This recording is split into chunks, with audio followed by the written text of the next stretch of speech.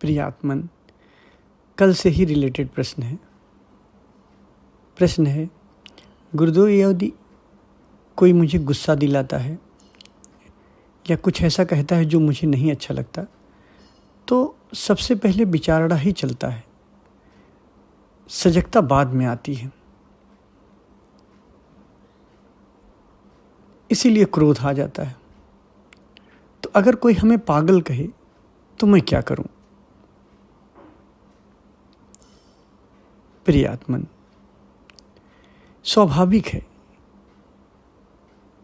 गुस्सा आ जाना, क्योंकि अभी तक आपका अभ्यास यही है कि अगर आपको कोई कुछ कहता है तो सबसे पहले गुस्सा आ जाता है, आप नाराज हो जाते हो, क्योंकि आदत है आपकी, अभी ऐसा ही चलता आया है कि कोई कुछ होती है, कोई बात होती है तो विचारणा ही पैदा होता है आपके मन में।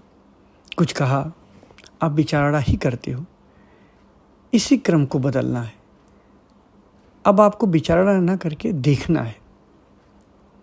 मतलब अगर कोई गुस्सा दिला रहा है तो गुस्सा दिलाने वाला व्यक्ति जो है वो सेकेंडरी हो गया। तुरंत देखा करो कि अब मेरे भीतर क्या उठ रहा है। ये समझ लो दूसरा एक आईना की तरह है, एक शीशे की तरह है कि आपके सामने एक व्यक्ति आया, आपको गुस्सा दिला दिया, कोई दूसरा व्यक्ति आया, आपके भीतर करुणा पैदा कर दिया, कोई तीसरा व्यक्ति आया, आपके भीतर प्रेम पैदा कर दिया। मतलब रिमोट कंट्रोल दूसरे के हाथ में है। क्या आप कब गुस्सा करोगे, कब प्रेम करोगे, कब गुस्सा नहीं करोगे, क्या इतना भी कंट्रोल आप पे नहीं है? आपकी ज़िंदगी कितनी दयनीय है कि सारा का सारा कंट्रोल आपका दूसरे के हाथ में है। ज़रा सोचो, आप हैरान हो जाओगे, मेरी ज़िंदगी, मेरा जीवन और मुझ पे कंट्रोल ही नहीं। मेरे जीवन का कंट्रोल दूसरे के हाथ में है। दूसरा जब चाहे तो मुझे गुस्सा आ जाए, दूसरा जब चाहे तो मुझे प्रेम आ जाए, दूसरा जब चाहे तो मैं खुश हो जाऊं, दूसरा जब चाहे तो मैं दुखी हो जाऊं। इतना दीनहीन मैं हो गया कि मुझ पे मेरा कंट्रोल ही नहीं। मेरी चाबियां दूसरों के हाथ में है। कभी आप ये सोचते ही नहीं हो और आप कहते हो कि आप राजा हो, आप कहते हो कि मैं मालिक हूं। कैसे मालिक हो आप? इतनी बड़ी गुलामी।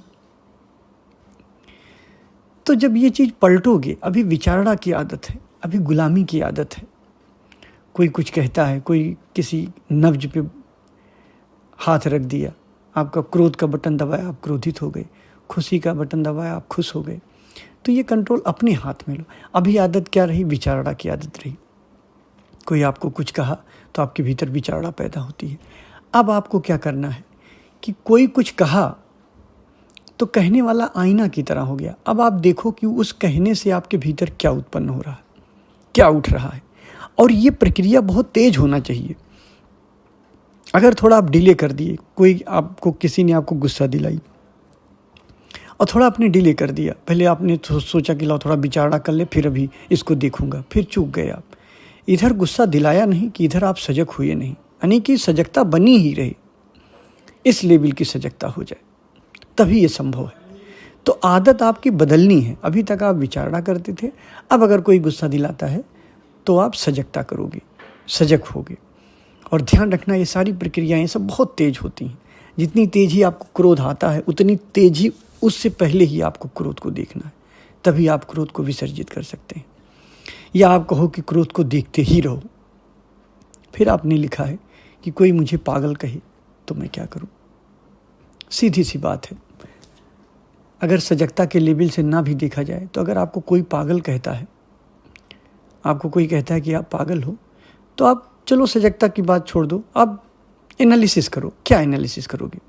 देखो, कोई पागल आपको कहा तो दो कंडीशन हो सकता है, या तो आप पागल हो या तो आप पागल नहीं हो। अगर आप पागल हो तो उसका सुधार करो, पागलपन से मुक्त हो। और अगर आप पागल नहीं हो तो जो दूसरा कह रहा है उसकी बात गलत है, फिर क्या आर्ग्यूमेंट करना है? क्यों क्रोध करना उस पर? आपको क्रोध करने का कोई कारण ही नहीं है। एक व्यक्ति ने आपके बारे में अपनी राय रखी कि आप पागल हो।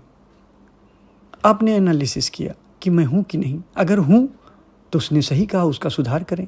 और अगर नहीं हूं तो उसने गलत कहा। भाई, अगर मैं नहीं हूं तो उसने गलत कहा, उसकी राय मेरे बारे में गलत है, मैं तो जानता हूँ मैं पागल नहीं हूँ, बात खत्म हो गया। यहाँ झगड़े की कोई बात ही नहीं है।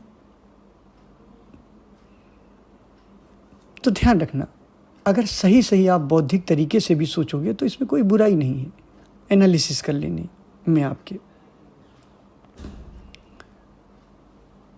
क्योंकि दो ही कंडीशन हो सकता है, या तो आप पागल हो या तो नहीं हो, और दोनों कंडीशन में ही झगड़ा कहाँ से आ गया। तो ध्यान रखना, मैं कल भी कहा था कि अगर शारीरिक और इकोनॉमिक प्रॉब्लम होती है किसी के द्वारा तो आप बहस करो, लड़ो, जो आपको करना करो, लेकिन अगर सिर्फ मन के लेवल पे, अहंकार के लेवल पे आपको प्रॉब्लम हो रही है तो ये तो आपका टाइम बर्बाद कर रहा है अगला आदमी। उतनी देर में आप सजग रह सकते थे, आप विचारणा में उलझे हुए हो। क्योंकि जिसका कोई अर्थ ही नहीं, जिस विचार का कोई महत्व ही नहीं, जिस माया का कोई अर्थ ही नहीं है, आप देख चुके हो, जो है ही नहीं, उसमें उलझे हुए हो। यही सबसे बड़ी समस्या है। तो आप सजग रहो। और मैं ये ज़रूर कहना चाहूँगा सभी से कि समय बहुत कम बचा है, ज़्यादा से ज़्यादा अपनी सजगता बढ़ाओ। अब मैं सोचता हूँ कि अब कम से कम आप लोग बी ग्रेड और ए ग्रेड ले आओ। कब लाओगे? तो कम से कम ग्रेड अब आपके बदलने चाहिए। अभी भी सी ग्रेड कोशिश कर रहे हो, थोड़ा सा बी लाओ, ए लाओ, सजगता बढ़ाओ। क्योंकि मैं चाहता हूँ कि लास्ट का जो 1-2 महीने 3 महीने बचे, इसमें पीक पे आ जाए आपकी सजगता।